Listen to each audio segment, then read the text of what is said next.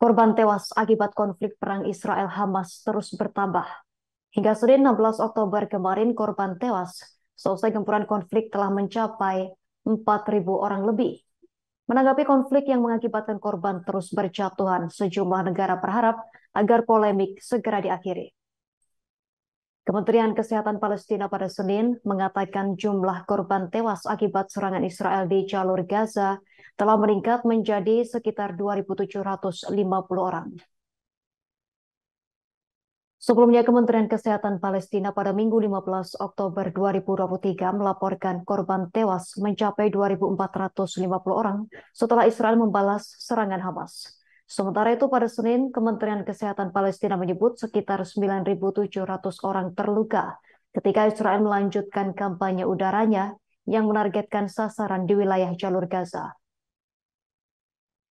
Di pihak Israel, angka kematian yang dilaporkan sejumlah media asing pada Senin yakni masih 1.400 orang. Angka tersebut yang diungkap kantor Perdana Menteri PM Israel pada Minggu. Dengan demikian, jumlah korban tewas dalam perang Hamas-Israel total 4.150 orang di kedua belah pihak.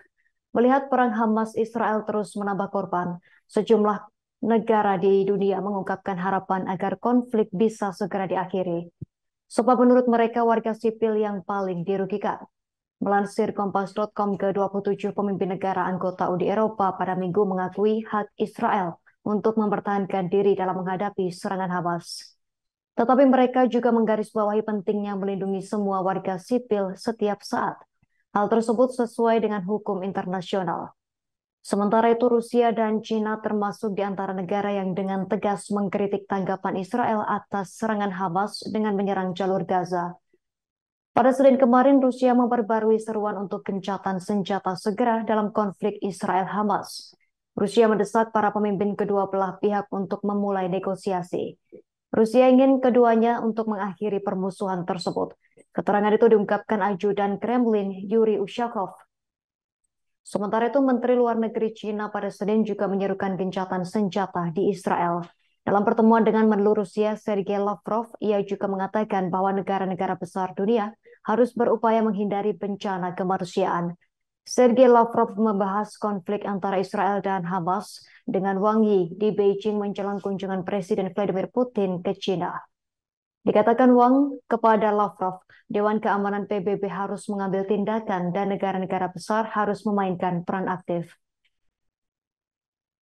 Rusia dan China, keduanya anggota tetap Dewan Keamanan PBB, mengatakan bahwa masalah mendasar yang menjadi inti konflik tersebut adalah kurangnya keadilan bagi warga Palestina.